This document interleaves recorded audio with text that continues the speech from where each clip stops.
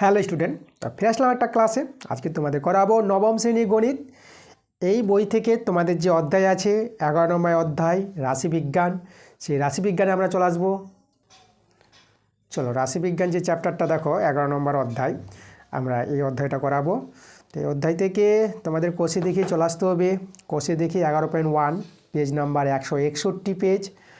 দেখো, তোমাদের কিন্তু পার্ট 1 ক্লাসটা আমি দিয়ে দিয়েছি 1 থেকে 4 অবধি, খুব ইম্পর্ট্যান্ট ক্লাসটা।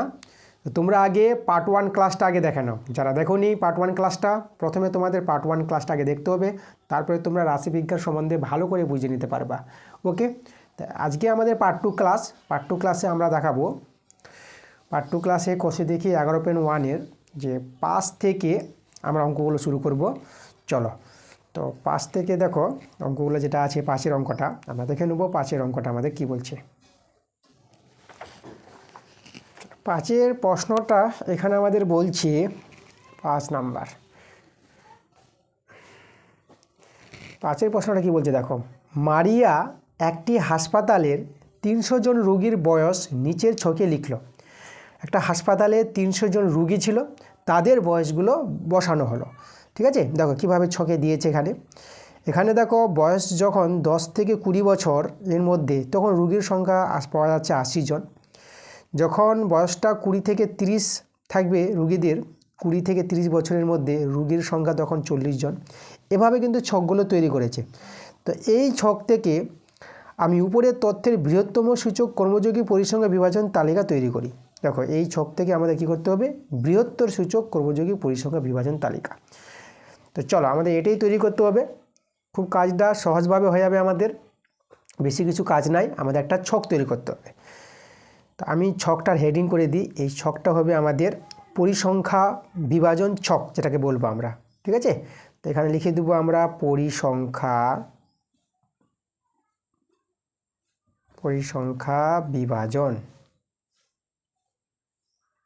বিভাজন ছক বা তালিকা, এটা আমরা হেডিং করে দিলাম। তো ছকটা আমরা তৈরি করি। দেখো, বৃহত্তর সূচক কর্মযোগী পরিসংখ্যা বিভাজন ছকটা কিভাবে তৈরি করতে হয় সেটা তোমরা স্কেল নিয়ে দেখো, আমি দেখিয়ে দিচ্ছি তোমাদের। প্রথমে এভাবে করে নাও, বড় করে। এবার এখানে আমি এদিকে দেখাচ্ছি, এদিকে আমি যোগ করে দিলাম, এদিকে আমি যোগ করে দিই। আমি এতটা নিলাম, এতটা নিলে আমাদের হয়ে যাবে।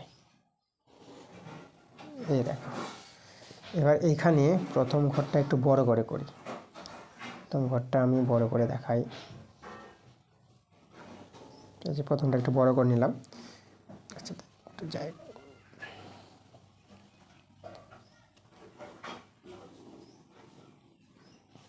ওকে, আচ্ছা, তারপরে দেখো আমাদের এভাবে মাঝ বরাবর একটা আমি ঘর তৈরি করে নিচ্ছি। মাঝ বরাবর এতটা নিলেই হবে আমাদের, এভাবে করে নিলাম। আর এদিকে ঘর তৈরি করো। কতগুলো করতে হবে এখানে তোমরা গুনে নিতে পারবে, যে 1টা 2টা 3টা 4টা 5টা 6টা 7টা। 7টা করে নাও, একটা তো হয়ে গেছে, আরও 6টা করতে হবে।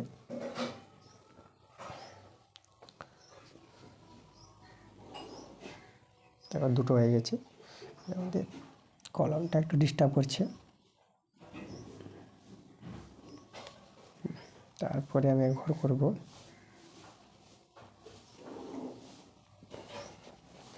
চলো 7টা ঘর তৈরি করি। 3টা হয়ে গেছে,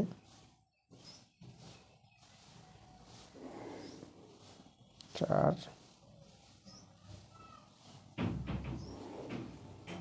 5 6 7।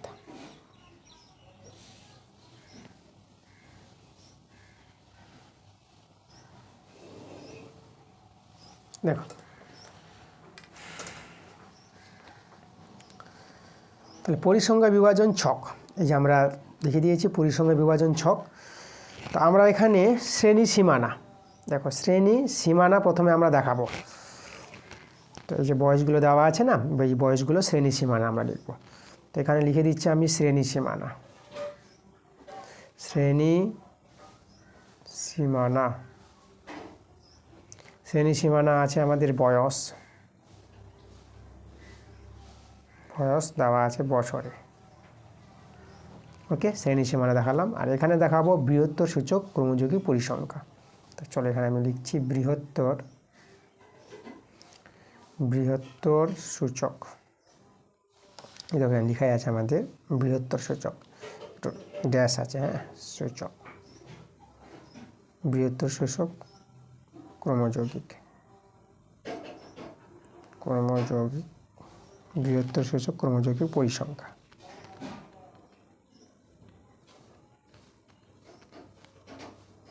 দেখো এবার যে আমরা তৈরি করব, দেখো ছকটা লক্ষ্য করো, আগে ছকটাকে নিয়ে আমাদের কাজ হবে, তাই তো।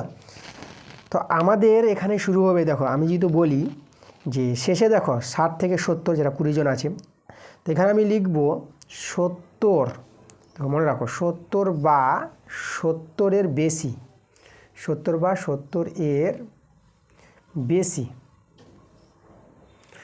যখন রুগীদের বয়স যদি 70 বা 70-এর বেশি হয়, তখন রুগীর সংখ্যা আমরা কতজন পাবো?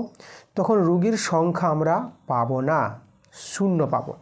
দেখো বৃহত্তর সূচক যেটা আছে, বৃহত্তর সূচক ক্রমযোগী পরিসংখ্যা সবচেয়ে বড়, 70 বা 70-এর বেশি যদি নেওয়া হয়, 60 থেকে 70-এর মধ্যে 20 জন আছে রুগী, কিন্তু 70-এর বেশি কিন্তু নাই।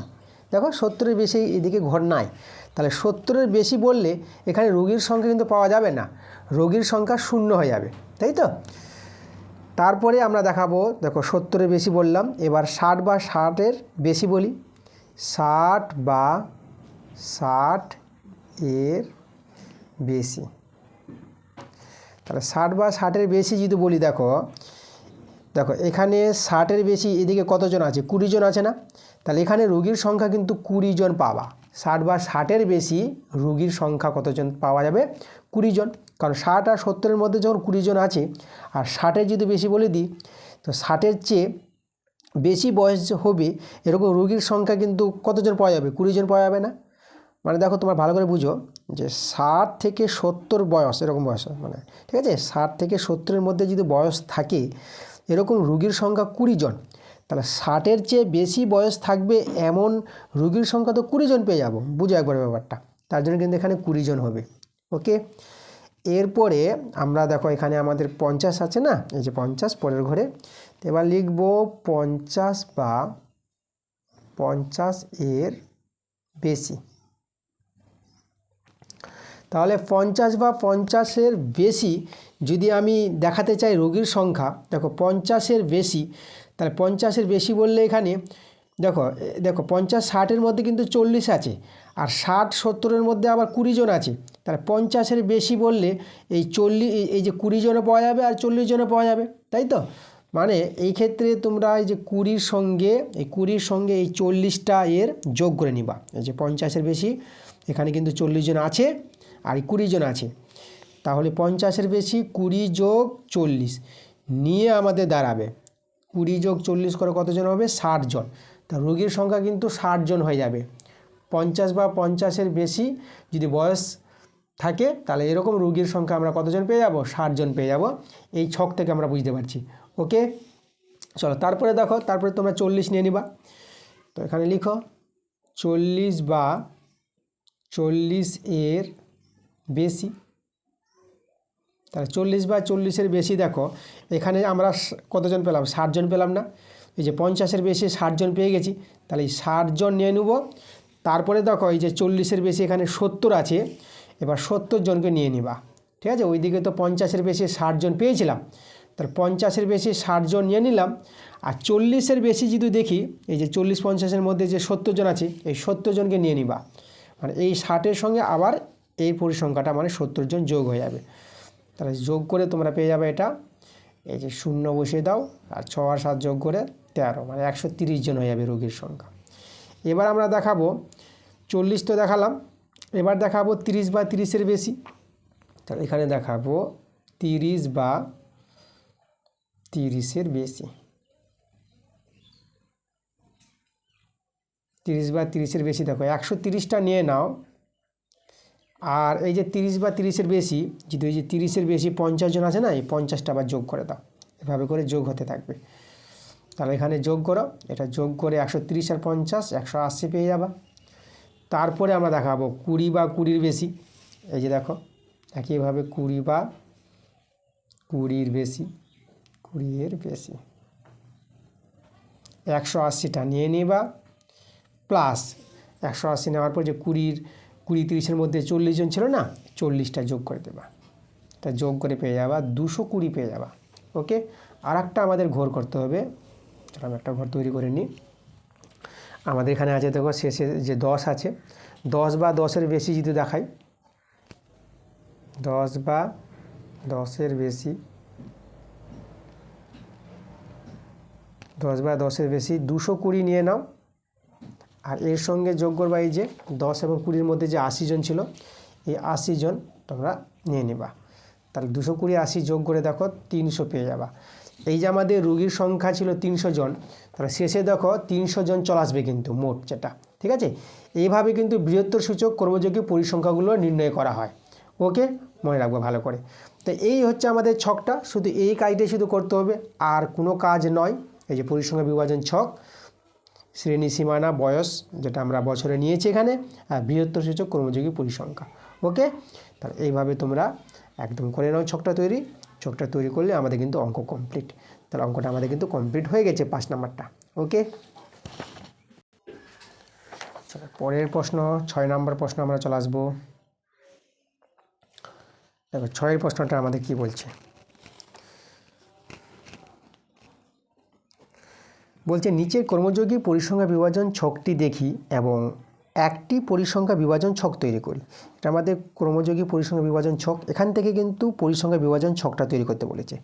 পরিসংখ্যা বিভাজন ছক, চলো এখানে হেডিং করে দিব আমরা পরিসংখ্যা বিভাজন ছক। দেখো পরিসংখ্যা বিভাজন ছক যেভাবে আমরা 1 2 3 4 ওই ছকগুলো তৈরি করতাম, 1 2 3 4 অঙ্কগুলোর, সেইভাবে কিন্তু আমরা ছকটা তৈরি করে নেব পরিসংখ্যা বিভাজন ছকটা। দেখো প্রথমে আমরা করেছিলাম এভাবে করে নিয়েছিলাম, প্রথমটাকে আমরা বড় করেছিলাম, ঠিক আছে। চলো আমি প্রথমটাকে বড় করে নিই, এই যে করে নিলাম। তারপরে ছোট ছোট করে ঘর তৈরি করে যাও। আচ্ছা কতগুলো করতে হবে তোমাদের বলে দিই, এটাকে নিয়ে 1 2 3 4 5 6 7 7টা ঘর করে নাও। একটা ঘর তো হয়ে গেছে,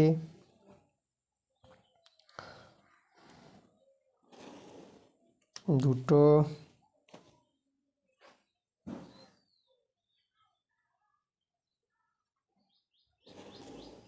তিনটে,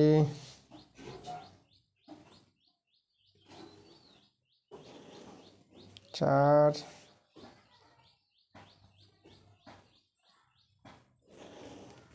পাঁচ,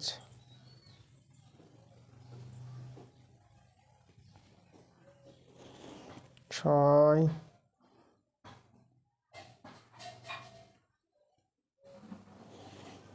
সাত। দেখো 7টা করলে হয়ে যাবে আমাদের, তাই তো। আচ্ছা এরপরে আমরা দেখাবো যেভাবে আমরা করেছিলাম এর আগে পার্ট 1 ক্লাসে, আমরা শ্রেণীগুলি দেখাবো। চলো শ্রেণীগুলির জন্য আমি একটা ঘর করে নিই। আমাদের শ্রেণীগুলির জন্য একটা ঘর 1 2 3 4 5 6 7। এবার শ্রেণীগুলির পর আমরা এখানে পরিসংখ্যা, এখানে ছাত্রছাত্রীর সংখ্যা আছে। চলো আমরা পরিসংখ্যা বা ছাত্রছাত্রীর সংখ্যা এখানে দেখাবো।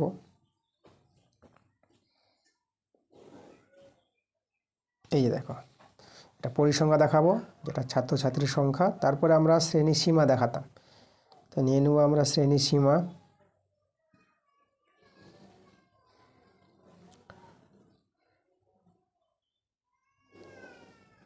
শ্রেণী সীমা, তারপর নিব শ্রেণী সীমানা, ঠিক আছে। তোমরা দেখেছো পার্ট 1 ক্লাসটা, এই জন্য বলবো যে পার্ট 1 ক্লাসটা কিন্তু আগে ভালো করে দেখে নেবা। শ্রেণী সীমানা, আমরা নিব শ্রেণীর সীমানা। তারপরে শ্রেণীর মধ্যমান দেখাবো, শ্রেণীর মধ্যমান।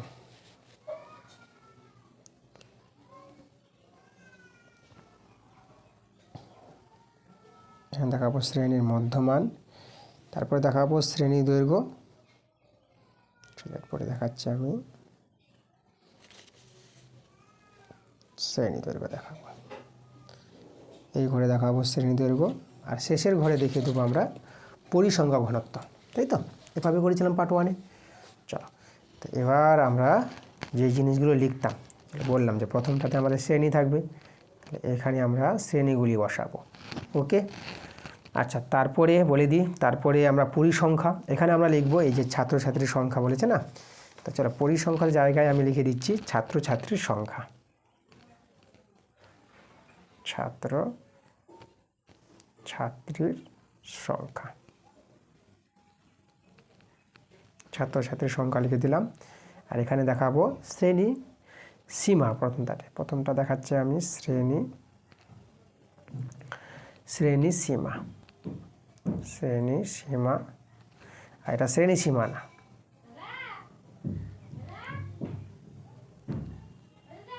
এটাতে শ্রেণী সীমানা দেখালাম।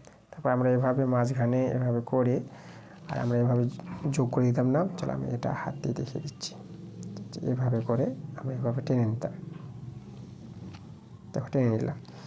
আচ্ছা, এখানে আমরা দেখাবো শ্রেণীর মধ্যমান, এই জায়গায়, তাহলে এখানে আমরা শ্রেণীর মধ্যমানটা আমরা দেখাবো, আর এখানে আমরা শ্রেণী দৈর্ঘ্য দেখাতাম, শ্রেণী দৈর্ঘ্য, আর শেষেরটা দেখাবো পরিসংখ্যার ঘনত্ব, পরিসংখ্যার ঘনত্ব।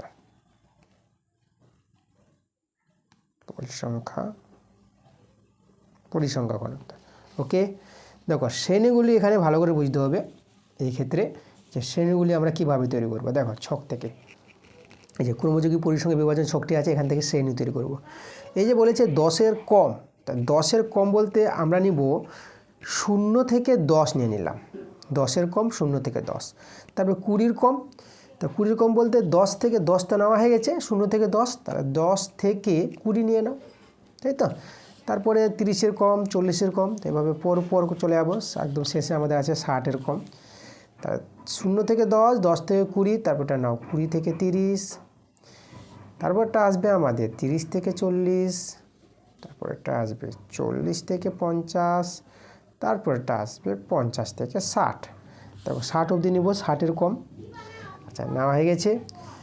এবার আমাদের যে ছাত্রছাত্রীর সংখ্যা বা পরিসংখ্যাগুলো, দেখো 10-এর কম 0 থেকে 10, তা 10-এর কম, এভাবে ছাত্রছাত্রীর সংখ্যা কিন্তু আমরা 17 জন পাবো। 10-এর কম দেখো, এই যে আমাদের 17 জন কিন্তু এখানে দেওয়া আছে, তাহলে এখানে কিন্তু ছাত্রছাত্রীর সংখ্যা বা পরিসংখ্যাটা 17 বসে যাবে। এবার দেখো, এবার বুঝা জিনিসটা, এবার 20-এর কম, তো 10-এর কম 0 থেকে 10 17, এবার 20-এর কম, এখন যদি বলি 20-এর কম, এই যে 22টা দেওয়া আছে, তাহলে 20-এর কম তো এখানে 17 ছিল, 20-এর কম বলতে আমরা 10-এরও কম বলতে পারবো, যেটা 20-এর কম সেটা 10-এরও কম। তো 17 যখন নেওয়া হয়ে গেছে, 0 থেকে 10 17 জন নেওয়া হয়ে গেছে, তাহলে 20-এর কম বললে আমরা এই যে 10 থেকে 20 নিয়েছি, তাহলে এই যেখানে 22 আছে না 20-এর কম, এই 22-এর মধ্যে কিন্তু 17 রয়ে আছে, তার 22-এর মধ্যে থেকে 17টা বাদ দিয়ে দেবো, যেহেতু 10 থেকে 20 নিচ্ছে এখানে, কারণ 0 থেকে 10 সেটা 17 জন হয়ে গেছে, তা 10 থেকে 20 কত হবে? টোটাল যে এই যে 22 জন আছে, 22-এর কম, 20-এর কম 22 জন আছে না, তার 22 থেকে আগের যে পরিসংখ্যাটা 17টা বাদ দিয়ে দিবা, তো এটা বাদ দিয়ে এখানে বিয়োগ করে যে মানটা আসবে সেটা হবে আমাদের 10 থেকে 20-এর মধ্যে ছাত্রছাত্রীর সংখ্যা বা পরিসংখ্যাটা। ওকে, তাহলে এখানে আমাদের 22 থেকে 17 বিয়োগ করে হয়ে যাবে কত? 5 হয়ে যাবে, এটা 5 জন হয়ে যাবে। তারপরে দেখো, তারপরে আছে দেখো এই যে 30-এর কম, যেটা 29 আছে, তার 30-এর কম বলতে আমাদের 10-এর এবং 20 এবং 10-এর দুটোই তো নিয়ে আছে এখানে, তাহলে আমাদের কি করতে হবে? এই যে 29 আছে, এই 29 থেকে 22টা বাদ দিয়ে দাও, 20-এর কম যতগুলো 22 আছে, এখানে 17 ঢুকেছিল, তাহলে তোমরা এক কাজ করবা, এখানে 29 থেকে 22টাই বাদ দিয়ে দেবা, এই যে 22টা চলে আসবে এখানে, ঠিক আছে? 30-এর কম যেখানে 29 আছে না, এই 29 থেকে আর এই যে 22টা এখানে আছে বিয়োগ করে দাও, তাহলে এটা বিয়োগ করে যেটা হবে সেটাই আমাদের পরিসংখ্যা দাঁড়াবে। তাহলে 29 থেকে 22 বিয়োগ করে এটা কিন্তু 7 পেয়ে যাবা। এবার পরেরটা দেখো 40-এর কম, 37 আছে না, তাহলে এখানে তোমরা 37 দিবা, আর 29টা এবার মাইনাস হয়ে যাবে, এটা মাইনাস চলে আসবে, তাহলে 37 থেকে 29 বিয়োগ করে তোমরা কিন্তু 8 পেয়ে যাবা। এবার চলে এসো, এবার 50-এর কম বলতে এখানে 85 আছে, তাহলে 50 আছে তো এখানে 50 বসিয়ে দাও, তাহলে 37টা কিন্তু এখানে চলে আসবে। ওকে, এই যে দেখো, তাহলে এই যে 50 থেকে যে আমরা বিয়োগ দেবো কাকে, আমরা এই যে 37কে বিয়োগ দেবো। এই যে তাহলে 50 থেকে যেহেতু 37 আমরা বিয়োগ দিই, তাহলে বিয়োগটা করে নাও। 7 কত দিলে 10, এটা হবে আমাদের 3 দিলে, এটা 4 হবে, 3 করে দিলে 4, এটা হবে 1 দিলে। দেখো আমাদের এটা দাঁড়াবে। আবার দেখো শেষে আছে 60-এর কম 60 জনই আছে এখানে, তাহলে এখানে 60 লিখে দিবা, আর এই 50টা চলে আসবে আবার এখানে একই নিয়ম অনুসারে। তা এটা কিন্তু তোমরা পেয়ে যাবা 10। তাহলে এইভাবে কিন্তু ছাত্রছাত্রীর সংখ্যা বা পরিসংখ্যাগুলো তৈরি হবে, মনে করবা, ঠিক আছে, মনে রাখতে হবে তোমাদের। এবার শ্রেণীসীমা যেভাবে তোমরা বের করতাম, এখানে কিন্তু আমি লিখি নিম্নমানটা লিখব শ্রেণীসীমা, আর উচ্চমানটা লিখব। এখানে কীভাবে, এখানে নিম্নমান আর এখানে লিখবো আমরা উচ্চমান। দেখো নিম্নমান কীভাবে বসাতাম, নিম্নমান এই যে 0, উচ্চমান 10। তাহলে এখানে দেখো শ্রেণীসীমানাগুলো একই থাকবে, কারণ 0 থেকে 10 আবার 10 ফিরে এসেছে, তো শ্রেণীসীমানা চেঞ্জ হবে না, একই থাকবে। তো একইভাবে এখানে 0 10 বসিয়ে দাও, এখানে 20, নিম্নমান 10 হবে, এটা 20 হবে, তাহলে এখানে আমাদের 10 হবে, এটা 20 হবে। পরেরটা এটা আমাদের 20 30, তাহলে এখানে আমাদের বসবে 20 30, এটা একই মান পাওয়া যাবে। 30 40, 30 40, আচ্ছা এখানে আমরা পেয়ে যাব 40 50, এখানে বসিয়ে দেবো 40 50, 50 60, এখানেও বসিয়ে দেবো আমরা 50 60। ওকে, আচ্ছা তাহলে এই যে আমাদের এবার শ্রেণীর মধ্যমান দেখাবো। শ্রেণীর মধ্যমান দেখো তো, শ্রেণীর মধ্যমান আমরা কিভাবে শিখেছিলাম।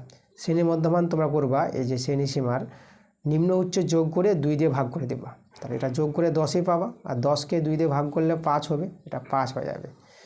আর একটা করে নাও, এই যে নিম্ন উচ্চ যোগ করো, 10 আর 20 যোগ করে 30, 30কে 2 দিয়ে ভাগ করলে 15 হবে। দেখো দুটো বের করলে এটা হয়ে যাবে, কারণ লক্ষ্য করো 5 থেকে 15 মানে 10 বেড়েছে, তার 10 করে বাড়বে, আবার 10 বাড়ালে এটা 25 পাবা, আবার 10 বাড়ালে এটা 35 পেয়ে যাবা, আবার 10 বাড়ালে 45, 10 বাড়ালে 55। তোমরা এভাবে করে নিতে পারবা, ঠিক আছে, মুখোমুখি, কারণ এগুলো যদি তোমরা দেখো যোগ করে 2 দিয়ে ভাগ করো না, তো এইভাবে মানগুলো পাবা। 45 আসবে, দেখো 40 50 90, 90কে 2 দিয়ে ভাগ করে 45, তাই না, মানে দুটো বের করলে তোমরা বুঝতে পারবা যে কত করে বাড়ছে। আর শ্রেণী দৈর্ঘ্যটা সবসময় শ্রেণীসীমানার উচ্চ থেকে নিম্ন বিয়োগ করবা।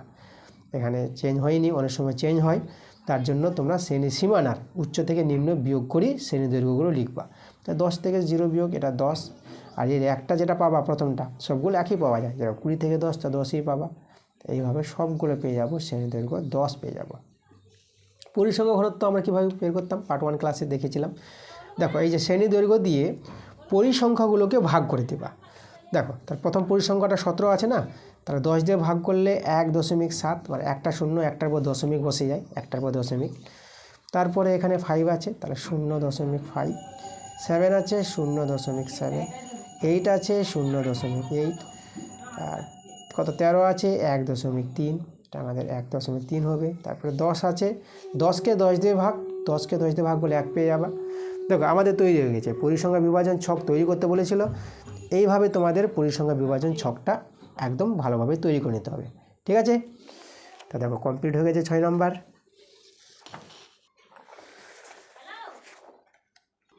চলো এরপরে আমরা চলে আসবো 7 নম্বর প্রশ্নতে।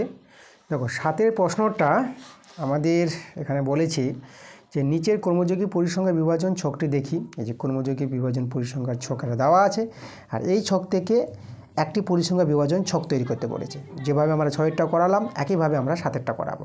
তো পরিসংখ্যা বিভাজন ছক তৈরি করতে হবে। তা আমি এখানে হেডিং করে দেব পরিসংখ্যা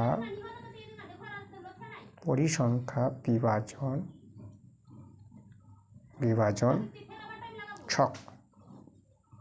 এই যে দেখো পরিসংখ্যা বিভাজন ছক। তো চলো আমরা প্রথমে ছকটা যেভাবে তৈরি করলাম সেভাবেই ছকটা আমরা তৈরি করে নেব। তাহলে আমরা প্রথমে এভাবে তৈরি করে নিব। তাহলে আমরা এই যে এখানে প্রথমটা বড় করে দিচ্ছি, প্রথমটা বড় করে দিলাম, তারপরেরটা মোটামুটি 7টা 8টা ঘর তৈরি করে নাও।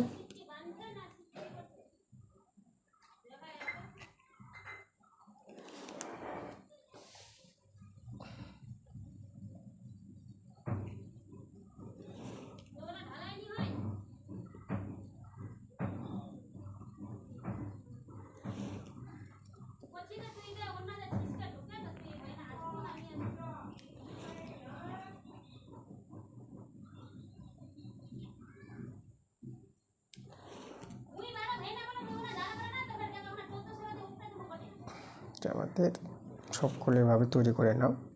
ওকে, কতগুলো করতে হবে তুমি এখানে বুঝতে পারবা। 1 2 3 4 5 6 7 8, 8টা ঘর তৈরি করে নিতে হবে আমাদের। তাহলে এখানে আমাদের ঘর তৈরি হয়েছে 1 2 3 4 5 6 7 8, 8টা হয়ে গেছে। চলো আগের মতো করে আমরা এখানে দেখাবো প্রাপ্ত নম্বর, যেটা শ্রেণীগুলো তৈরি হবে। আমরা এখানে প্রাপ্ত নম্বর বলবো, যেমন প্রথম ঘর প্রাপ্ত নম্বরের। তারপরে ছাত্রছাত্রীর সংখ্যা দেখাবো, যেটা পরিসংখ্যা। তা আমরা এখানে ছাত্রছাত্রীর সংখ্যা, এই ঘরটাকে একটু বড় করি, আগেরটা একটু ছোটো হয়ে গেছিলো, তো আমরা এটাকে বড় করব, বড় করে দিলাম। তারপরেরটা আমরা দেখাবো শ্রেণী সীমা। চলো শ্রেণী সীমা দেখাবো। তারপরটা শ্রেণী সীমানা, এখানে শ্রেণী সীমানা দেখাই, শ্রেণী সীমানা। শ্রেণীর মধ্যমান দেখাবো, শ্রেণীর মধ্যমান আর শ্রেণী দৈর্ঘ্য, আর শেষেরটা আমরা দেখাবো পরিসংখ্যা ঘনত্ব। যেভাবে পার্ট 1 ক্লাসে আমরা ছকটা তৈরি করেছিলাম সেভাবে কিন্তু ছকটা তৈরি করছি, আমরা কিন্তু কিছু চেঞ্জ করছি না। ওকে, চলো এখানে যেখানে শ্রেণী লিখতাম সেখানে আমরা প্রাপ্ত নম্বর লিখে দেবো, যে প্রাপ্ত নম্বর আছে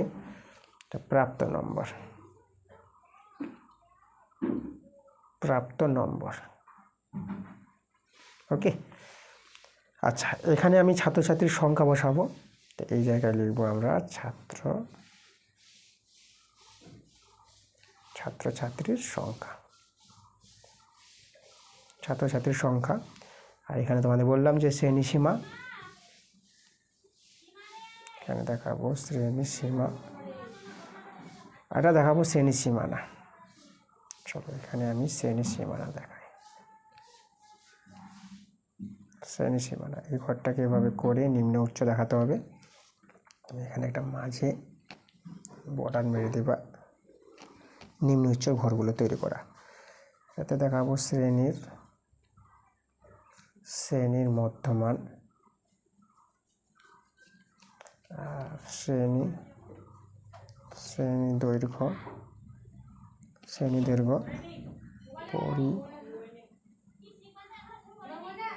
পরিসংখ্যা ঘনত্ব।